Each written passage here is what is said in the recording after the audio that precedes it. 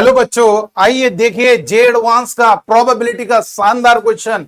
बहुत ही गजब क्वेश्चन है और क्वेश्चन को ढंग से पहले पढ़ लेते हैं, फिर उसके बाद क्वेश्चन को समझते हैं कैसे होगा। ये आपका non negative integer answer type question है। तो आइए समझते हैं क्या क्वेश्चन में कह रहा है।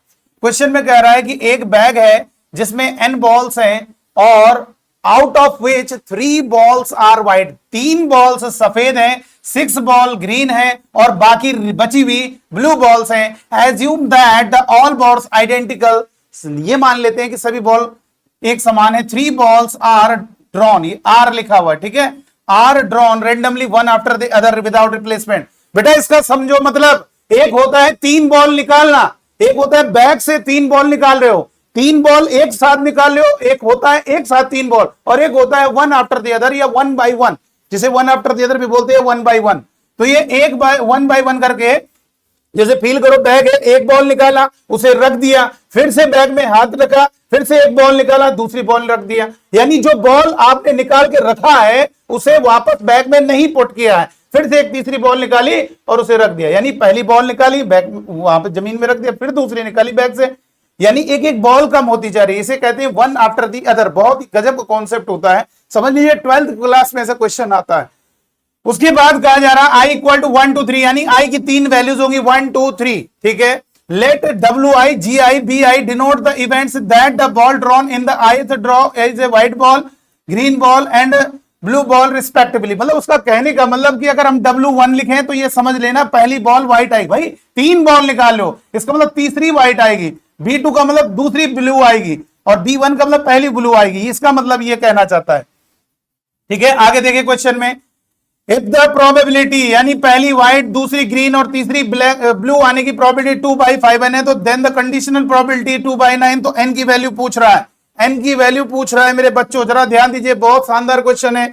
एक बैग बना लेते हैं और इस बैग में हमारे टोटल जो बॉल्स हैं, टोटल बॉल्स जो गिवन है वो हमारे पास n गिवन है। टोटल बॉल्स आपके पास n गिवन है।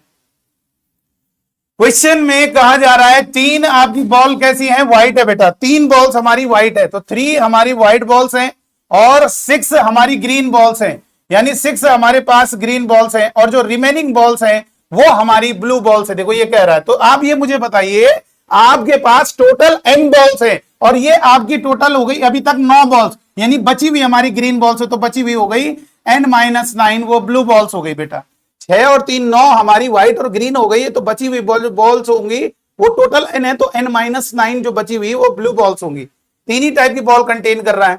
उसके बाद एक एक करके एक बॉल निकाली जा रही है। तो आइए इसका जरा कॉन्सेप्ट को समझे। ये आपको गिवन है 2/5n। और देखो बेटा एक बात और बता दे, जैसे कभी कभी कंडीशनल प्रोबेबिलिटी लिखा होता है a/b, आपको लगता है ये फ्रैक्शन है, डिवाइड हो रहा है दो चीजों का। अरे भैया 2 इवेंट्स का डिवीजन है, इसका मतलब ये है कि अगर b इवेंट हो जा रहा है तो a के होने की प्रोबेबिलिटी, और इसका सिंपल सा फॉर्मूला होता है दोनों का इंटरसेक्शन की प्रोबेबिलिटी और डिवाइड में जो नीचे लिखा है उसकी प्रोबेबिलिटी। इसी तरह से pb/b a भी होगा। अगर मान लीजिए अगर हमने लिखा है pb/a, इसका मतलब भी यही है दोनों का इंटरसेक्शन। और आप बच्चों को बता दें, चाहे आप b इंटरसेक्शन a लिखो या आप a इंटरसेक्शन b लिखो, बात बराबर है बेटा, इंटरसेक्शन में कोई दिक्कत नहीं। तो दोनों का चाहिए, इसको लिख दो a इंटरसेक्शन b, दोनों का इंटरसेक्शन की प्रोबेबिलिटी और डिवाइड में नीचे वाले की प्रोबेबिलिटी, बात वही है। चलिए आप देखें कैसे क्वेश्चन में हो रहा है सॉल्व। 12th में भी इस टाइप क्वेश्चन बहुत है यार। जरा इस क्वेश्चन को जरा समझिए, क्या कह रहा है, pb3 डिवाइड में क्या गिवन है, w1 इंटरसेक्शन g2। और ये आपको पहले फील करना है, क्या कहना चाह रहा है, ये कहना चाह रहा है कि अगर मेरी पहली बॉल व्हाइट आती है और दूसरी ग्रीन आती है तो तीसरी वाली क्या आ जाए, ब्लू आ जाए। इसकी प्रोबेबिलिटी आपको 2/9 दिया। अब हम इस फॉर्मूले का यूज कर लेंगे दोनों के इंटरसेक्शन की प्रोबेबिलिटी, यानी ये इंटरसेक्शन ये, तो दोनों के इंटरसेक्शन की प्रोबेबिलिटी w1 इंटरसेक्शन g2 और इंटरसेक्शन b3, और डिवाइड में जो नीचे लिखा है उसकी प्रोबेबिलिटी w1 इंटरसेक्शन g2। और ये आपको गिवन है, ये आपको गिवन है 2/9, ये आपको दिया हुआ है 2/9, इधर लिख लेते हैं। और ये कितना गिवन है बेटा, ये आपको गिवन है, ये देखो ये वाली वैल्यू गिवन है w1 intersection g2 intersection b3, ये आपको गिवन है 2/5n, सॉरी अब यहां पर फील करना है। इसका मतलब क्या हुआ बेटा, जिस पोजीशन में जिसकी बात कर रहे हो उसमें वो निकालो, इनटू कर दीजिए। इसका मतलब पहली वाली व्हाइट आ जाए, दूसरी वाली ग्रीन आ जाए। इंटरसेक्शन मतलब पहली वाली व्हाइट और दूसरी ग्रीन आ जाए, दोनों की प्रोबेबिलिटी उस पोजीशन में निकालो, इनटू कर दीजिए। तो ये पहली वाली व्हाइट आ जाएगी, इसकी क्या प्रोबेबिलिटी, ये तो आपको गिवन है।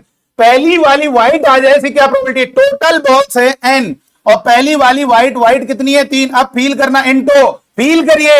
जब आपकी एक बॉल निकल गई है, मान लीजिए बैग में 25 बॉल है, एक बॉल आपने निकाल दिया है, उसको वापस बैग में नहीं रखा है, यानी आपके पास टोटल बॉल्स हो जाएंगी 24। वैसे ही अगर आपने एक बॉल निकाल दी है, क्योंकि वो व्हाइट निकल गई है, तो आपके पास अब n-1 बॉल्स होंगी, तो n-1 टोटल बॉल्स होंगी, और उसमें से हम ग्रीन निकाल लें तो ग्रीन की प्रोबेबिलिटी 6।